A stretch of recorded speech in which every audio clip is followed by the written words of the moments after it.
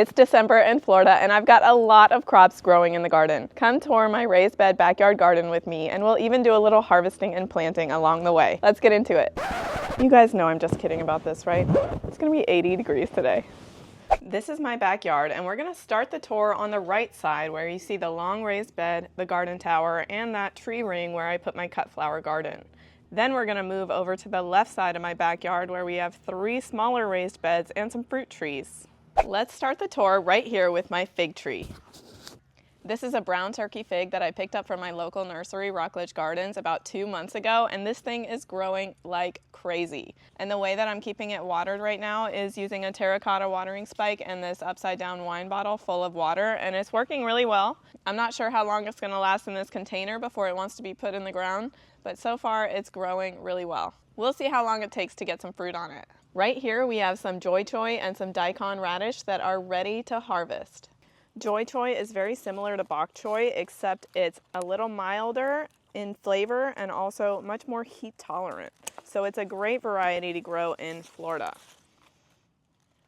This daikon is definitely ready to harvest. I'm gonna pull it and then I'm gonna make some pickled daikon and carrot to go with my Banh Mi pork tenderloin tonight. I'll put a link in the description box below to that recipe if you want to try it yourself. I like to go ahead and cut the greens off right away because they tend to pull the moisture out of that root crop and you lose the crispiness if you leave the greens on. Right here we've got kohlrabi growing with cilantro, and you can see the kohlrabi is bulbing really nicely, but I'm gonna let it get a little bit bigger before I harvest it. Right here we've got Georgia Southern collards.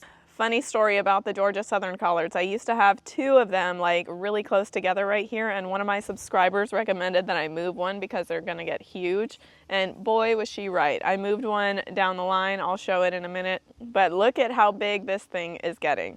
Right here are some of my favorite crops. Look at how beautiful this bok choy is. It grows so easily in Florida. If you're a beginner gardener in Florida, I highly recommend bok choy. And I've got a great ramen recipe that I'll put a link to in the description box below. I'm gonna go ahead and harvest a couple of these because I'm making that ramen recipe when a cold front comes in on Thursday.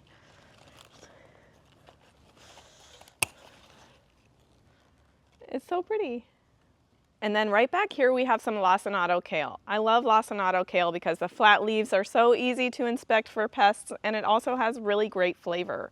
If you use the cut and come again method of harvesting lacinato kale, you'll actually end up with something similar to a tree growing in your raised bed. Next up we have some cherry bell radishes that I think are ready for harvest, maybe even a little past due. But also, let me point out what's happening right next to it. This is my vermicompost bin, and if you don't know anything about vermicomposting, check out my video right here with an introduction to vermicomposting. The drawback that I'm seeing is that, man, some critters are after these buckets. I came out here the other day and noticed all of this soil that was displaced, like something was digging and trying to get to that bucket. Let's get to harvesting these radishes. This is the best radish harvest I have ever had. Look at the size of these things. Now, similar to the daikon radish, I'm gonna go ahead and break off the greens so that the radishes can stay crispy. But in this case, I'm gonna keep these leaves because if you've ever had sauteed radish greens mixed with some turnip greens, they're actually really good. I've got about 3 square feet of empty space right here, so what I'm gonna do is plant a bunch of lettuce. If you check out this recent video about what to plant in December, you know that leafy greens do really well in the cooler months in Florida. I'm gonna use my Lush and Dew Zone 9 seed bank. I'm gonna open it up and I'm gonna choose lettuce right here. This seed bank makes a great gift idea, and if you use code SCHarvest15, you get 15% off your purchase. I'll put a link in the description box below if you're interested.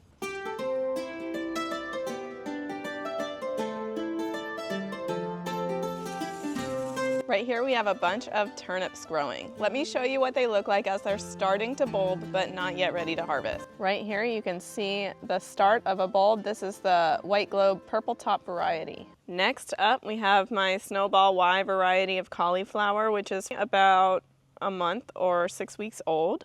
So it looks really good for its age. Here we have another 3 square feet that's pretty much empty. What I want to do here is go ahead and start some dill. In February, I'm going to be planting some cucumbers, and I want them to be right next to the trellis on the back side. So I'm going to plant some dill right now so it gets a little bit of a head start on the fast-growing cucumber. Now at the end of the raised bed, we have some Blue Lake bush beans. I planted these in like September or maybe early October, and I've been harvesting a steady supply of green beans. We just ate a bunch for dinner last night, cooked with some garlic, onion, and bacon. Now let's move on to the garden tower. In the garden tower, I planted Florida Brilliance strawberries, and they're starting to flower and fruit already. And then last week when I was planting out my onion starts, I ended up adding my Haas Texas 1015 yellow starts in the spare pockets of the garden tower. I made this tree ring right here for the purpose of putting a cut flower garden right beneath this palm tree. My first round of a cut flower garden did not go well. If you want to see that story, check out this video right here. Based on some of the comments that you guys made on that video, I plan to lighten up the soil using this peat moss that I just picked up from my local Home Depot. I'll be making another video about my cut flower garden in the near future, so stay tuned and see if I can do better next time. Right here is the planter I'm going to use to plant my garlic this year, and it's been vernalizing in the fridge for about 8 weeks, so I'm ready to plant it. Let's do it right now.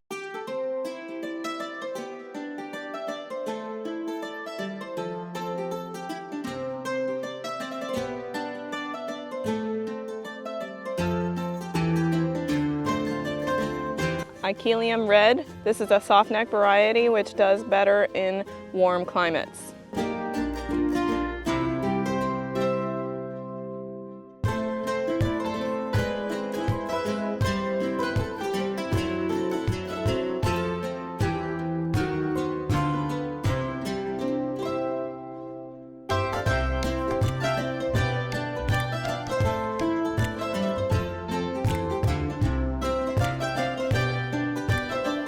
Now we're on the other side of my yard, and I'll show you what's growing in 3 of my smaller raised beds. Right here we have a Carota carrot. These are seeds that I got from Jera's garden. She's another YouTuber in Florida.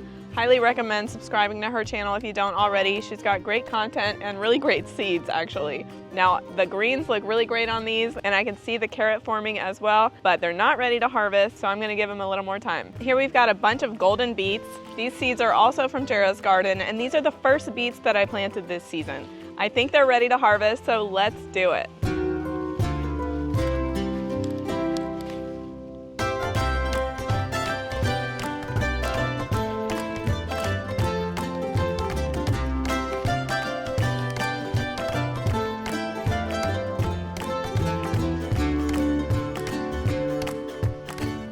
A small harvest, but a good harvest.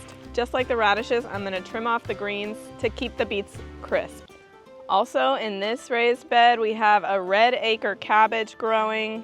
It looks like it's starting to form a head. And then we've got Brussels sprouts in the corner, some basil, and an Italian Roma tomato. I grew these Italian Roma tomatoes last year and they were so productive, I definitely wanted to do it again. This is a determinate type, so I'm supporting it with a cage.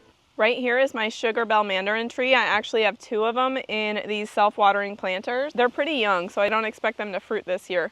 But I think they're not happy in the planter, so I'm actually gonna move them and plant them in the ground in the front yard. Now let's move on to the middle raised bed. On this side of the raised bed, I have a Copenhagen market cabbage. This is gonna create that traditional round head of cabbage. Back here, I've got a Waltham 29 broccoli and some parsley growing around it, and then I have this Napa cabbage right here. The Napa cabbage is what I intend to use when I make some kimchi as soon as I harvest it.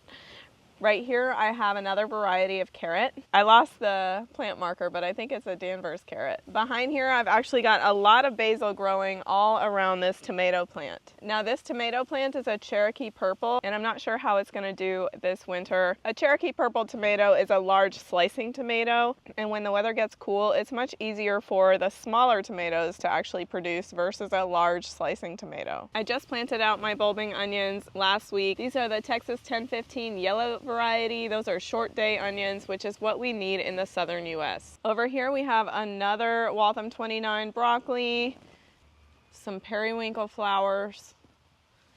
This is another Napa cabbage. More bulbing onions. I planted a red grano, an early white grano, and a Texas 1015 yellow variety. Back here is another Brussels sprout plant. You can see, if you look really closely, These are some sprouts starting to form, but Brussels sprouts really take a long time. If you've never grown them before, definitely give it a shot. This raised bed is where I've got all my peppers growing. I see a bunch of shishito peppers over here that are ready to harvest, and even some jalapeno. I have been dying to make my jalapeno cheddar sourdough bread, so I'm glad the jalapenos were ripe today. I interplanted some green onions right here. These are so easy to grow just from grocery store cuttings. This is probably the most overcrowded part of my garden. Here I've got 2 Napa cabbages that are proving to be really big.